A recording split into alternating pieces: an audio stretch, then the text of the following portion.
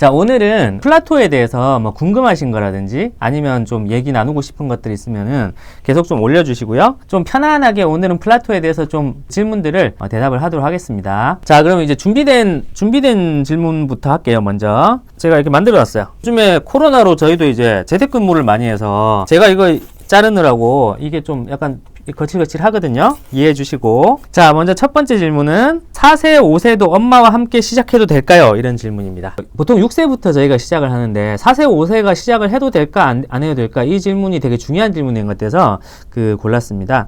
일단은 제가 볼 때는 4세, 5세가 시작하는 건 좋은데 저는 몇 가지 선행되는 조건이 있다고 생각해요.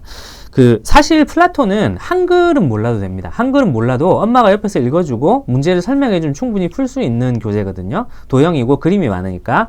근데 한글은 몰라도 되는데 뭐는 돼야 되냐면은 플라토에서 지시하는 활동들을 수행을 할 수 있는 정도는 돼야 돼요. 즉 예를 들어서 연필로 선은 그을 수 있어야 돼요. 이게 선이 아니라 노트 안에다가 선을 못 그려 넣는다. 아니면 노트를 주면 선으로 그냥 낙서만 한다. 요런 친구들은 사실 아직 학습지를 풀기에는 준비가 안 됐다고 생각하고요. 그 다음에 이제 동그라미, 세모, 네모 정도를 그려보는데 그게 딱 반듯하진 않아도 동그라미랑 네모를 좀 구분해서 그릴 수 있다. 약간, 그러니까 육안으로 봤을 때 그 정도가 되면은 하는 게 좋습니다. 이제 6세 S 단계 같은 경우에도 답을 요구할 때 최소한의 OX 표시라든지 색칠하기라든지 선긋기를 요구하는 경우가 많은데 이 색칠하기의 경우에도 생각보다 S 단계에서 요구하는 이 칸이 있어요. 제일 작은 칸. 그 안에 꼭 맞게는 색칠하지 못해도 너무 막 넘어가 버리게 색칠하는 아직 연필이나 그런 색연필 사용이 익숙하지 않은 친구들이 하면은 스트레스만 받을 것 같아요. 책도 그냥 막 낙서만 하고 끝나버리니까. 그래서 그 정도는 돼 있으면 좋겠고, 뭐 자나 이런 것들은 아직 사용하지 못해도 무방합니다. 그런 것들은 제가 봤을 때 한 A단계나 B단계 정도에서 요구를 하기 때문에 SP 단계는 자 사용은 못해도 저는 상관없다고 생각해요. 대신 아이가 답을 표시했을 때 엄마가 봐도 이 답이 좀 정답지를 봤을 때 알아볼 수 있다. 요 정도만 되면 할 수 있는데 그게 안 됐는데 만약에 아직 연필도 잘 못 잡고 이런 친구가 하기에는 조금 어렵지 않나 이렇게 생각합니다. 빨간 거는 입체 주머니고요. 파란 거는 평면 주머니입니다.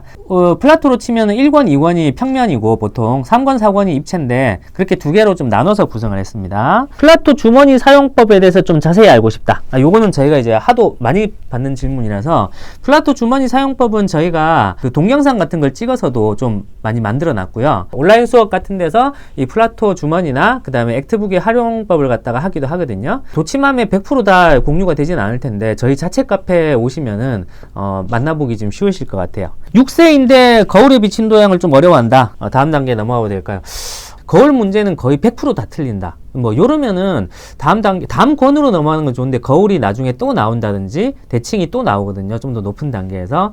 그래서 조금 시간이 걸리더라도 거울이라든지 그 다음에 리플렉터 같은 교구들을 활용해 가지고 대칭성에 대한 걸 갖다가 교재는 계속 풀어 나가시되 그런 교구 활동들은 지속적으로 해보는 게 어떤가. 그러니까 뭐 심심할 때마다 그런 이제 저희가 거울로 할 수 있는 재밌는 활동지 이런 것도 많이 있거든요. 그런 것도 좀 받아가지고 하시면은 괜찮을 것 같습니다. 자, 두 번째 준비한 질문은 플라토 입문하는 초1 S단계부터 시작해야 될까요? 요게 이제 제가 이 질문만 고른 게 아니라 사실은 전반적인 단계에 대한 질문을 말씀드리고 싶은 거예요. 여기 지금 질문하시는 분들 3학년 뒤 D단계도 될까요? 이런 질문들이 굉장히 많은데, 실제로 이제 플라토 같은 경우도 당연히 이제 교과 과정을 참고해서 만들긴 했는데, 저희가 생각할 때 이제 도형 단원이 교과 과정에서 이렇게 막 균등하게 쫙 이렇게 나오지 않고 어떤 특정 학년에 집중되는 경향이 있어서 저는 플라토는 그런 도형 단원을 이제 매 학년에 맞게 새롭게 만든 단원도 굉장히 많습니다. 그러니까 교과 기반이라고는 하지만 실제로 교과에 있는 거는 다 다루었지만 교과 외적으로 보일 수 있는 어떤 도형 학습만의 전용 주제들, 그런 주제들을 주로 다루었기 때문에 비교적 단계 선택이 자유롭다는 말씀을 드리고 싶어요. 그러니까 어떤 단계를 선택해도 상관은 없습니다. 근데 다만 이런 건 있겠죠. 예를 들면 이제 지금은 어느 정도 플라토도 좀 많은 분들이 하시고 도형 학습도 이제 많이 하시니까 도형을 학습을 하는 게 자연스러워졌지만 한 번도 이제 아이가 도형학습을 안 한 경우도 많이 있어요. 교과에서 도형만 유독 자신감이 없어 하든지 아니면 연산이나 이런 거에 비해서 재미없어 하든지 저는 이런 친구들한테는 해당 학년보다 조금 더 낮은 한 단계나 두 단계 낮은 것부터 시작하는 걸 추천드리고요.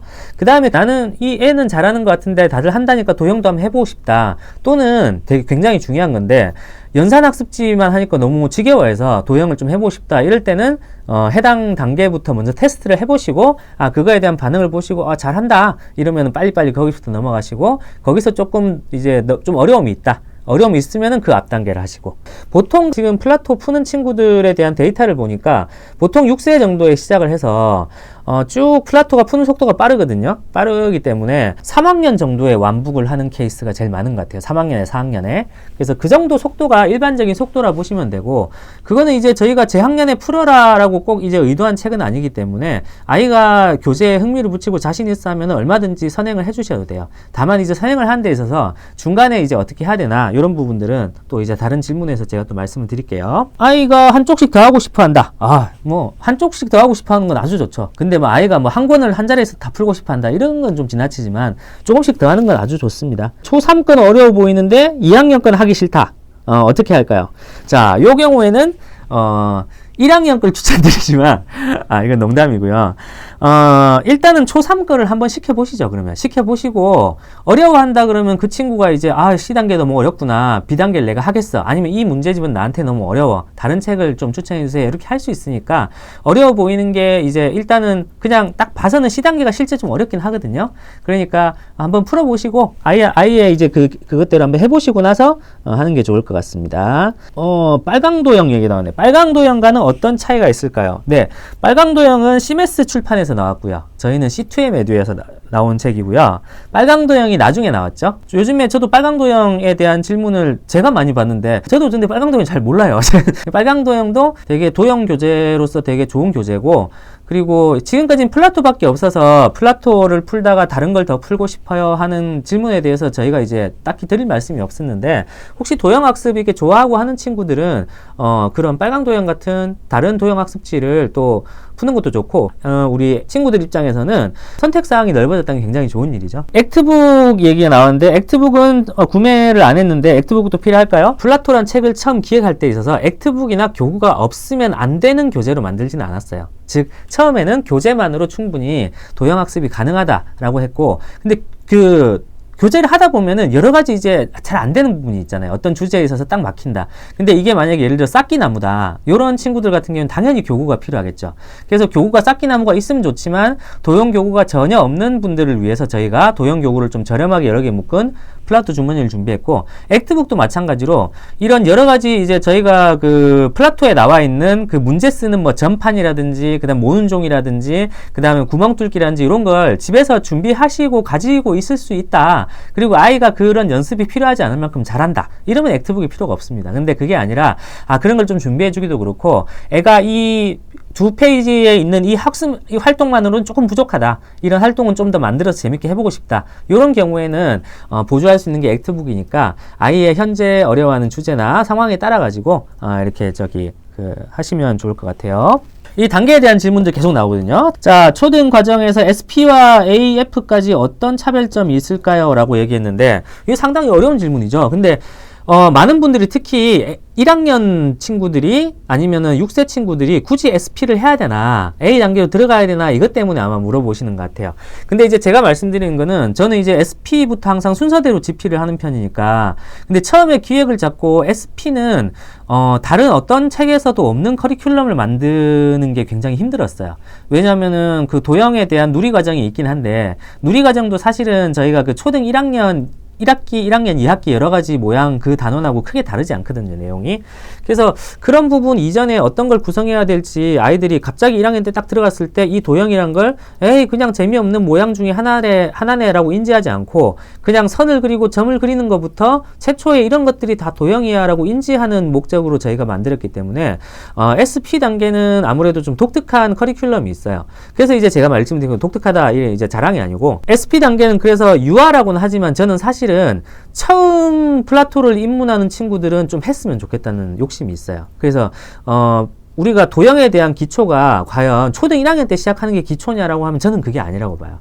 그 전에 교구 활동도 했을 것이고 학원에 다니면서 뭐 유치원에 다니면서 했을 수도 있어요. 근데 그런 것들이 체계적으로 좀 정리가 잘 안 돼 있어요. 그런 체계를 한번 잡아가 주시면서 SP 단계는 어떻게 보면 교과와는 약간 별개로 보이지만 도형의 기초부터 시작한다. 이렇게 보시면 되고, A 단계는 이제 SP 단계에서 이 정도를 충분히 했으니까 이제 1학년 정도의 이제 수준이면 할 수 있겠다. 이제 본격적으로 교과도 포함한 도형 학습이 시작되는 거거든요. 그러니까 그 두 개는 차이는 있지만, 저는 개인적으로, 유아 때 도형 학습이 좀 돼 있다. 이러면 A 단계부터 시작하시는 무방하지만, 유아 때 좀 그런 게 우리 아이는 좀 약해. 그러면은 S 단계나 P 단계부터 한번 여기서 플라토에서 말하는 도형의 기초는 뭐지? 이런 걸 한번 경험해 보시면서 가면 어떨까 싶습니다. 자, 그리고 단계 고민이 되게 많으신데, 아까도 말씀드렸다시피 그 선행 단계에 대한 말씀을 드리면은, 제가 그러면은 요 질문을 먼저 받을까요? 자, 요 질문도 이제 연관되는 질문이라서 제가 요 질문을 먼저 받을게요.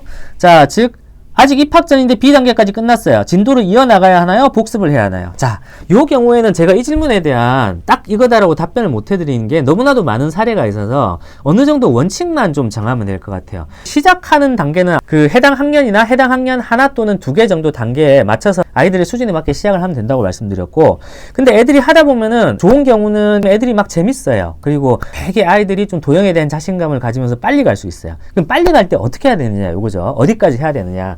근데 이제 제 생각에는 부담이 없으시다 그러면은 일단은 교재를 먼저 보여주는 게 맞습니다. 그래서 C단계가 끝났어요. 자, 그럼 D단계를 한번 풀어봐 라고 하고, 거기서 뭔가 좀 막힌다든지, 엄마 이거는 내가 학교에서 아직 안 배웠고 다른 뭐 사고력 수학에서도 안 배웠기 때문에 이거는 잘 모르겠어. 그러면은 그 부분부터는 이제 플라톤은 조금 이 해당 뭐라고 할까, 진도대로 나가기에는 이제 기본 교과라든지 아니면 다른 기본 학습들이 미비한 상태구나 라고 이제 그때 파악을 하시는 거야. 그러면은 뭐 그게 만약에 D1권이었다, D2권이었다 그러면은 거기서 뭐 해당 그 단원 말고 다른 주차들, 주제가 다른 주차 중에 풀 수 있는 게 먼저 있는지 체크해 보시고, 그 다음에 그 권은 거기만 딱 접어가지고 다시 집어넣어 놓으시는 거죠. 집어넣어 놓으신 다음에 세세하게 이제 당연히 도형도 우리가 학교에서 배워야 되는 기본 개념이 있습니다. 그런 개념들이 나중에 됐다고 판단되실 때, 뭐 예를 들면 플라토를 좀 쉬다가 나중에 1년 뒤에 다시 한번 이 부분 이제 배웠니? 라고 물어보고 다시 시작을 하셔도 되고요. 그리고 아니면은 또 아까 다른 분이 또 질문 주신 거는 요걸 갖다 그러면은 그 부분만 넘어가고 그 주차만 딱 넘어가고, 어려워하는 아직 잘 모르는 부분만 넘어가고 다른 주차부터 해도 되나요? 라는 질문도 많이 하시는데, 해도 되지만 그 주차 때문에 안 되는 주차도 있다는 걸 기억하셔야 돼요. 예를 들면 수학은 도형도 마찬가지고 연산도 마찬가지고 A라는 걸 알아야 알 수 있는 B가 있어요. 그러니까 이렇게 순차적으로 이렇게 누적해서 알아야 되는 것들이 있기 때문에, 그래서 A라는 걸 딱 몰랐을 때 뒤에 나오는 주차라든지 뒤에 나오는 권이라든지 뒤에 나오는 단계가 이거랑 연계되어 있는지 아닌지를 엄마 선생님께서 파악하시기는 좀 힘들 거라는 생각은 들어요. 그래서 제 생각에는 그냥 한 그 권 정도에서 이제 끊어주시고, 그 다음에 이제 이 다음에 애가 좀 다시 준비가 됐거나 아니면 이 부분을 갖다가 혹시나 저희 그 도치만 카페나 아니면 저희 카페에다가 이 부분에 대한 뭐 어떤 기본 도쿄 효과 개념은 몇 학년에 어디 나오나요? 이런 거 혹시 어려우시면 저희한테 물어보세요. 그러면은 예를 들면 4학년 1학기에 교과 몇 단원입니다. 그럼 그 부분을 선행을 한번 하시고 나서 들어가는 것도 방법이죠. 교과 선행은 그렇게 어렵지 않거든요. 우리가 이제 나와 있는 많은 교과책들 참고하시고 그 다음에 또 이 교과서를 보고 하시면 되니까 그렇게 하고 가시는 게 제일 좋다고는 느껴집니다. 그러니까 선행을 할 때 어떤 단원 무조건 들어가야 되냐 말이가 정답이 있는 게 아니라, 이게 교과 기본 개념이 없어서 어려워하는 거라면은 교과를 짚고 가는 게 맞고요. 아니면은 그 교과 해당 단어를 배울 때까지 기다렸다는 게 맞고, 그게 아니라 아이가 난이도 자체를 어려워한다, 그 주제를 어려워한다, 그럴 때는 그 주제를 패스하고 나서 그 다음 주제로 가셔도 됩니다. 그 두 가지 차이가 있어요.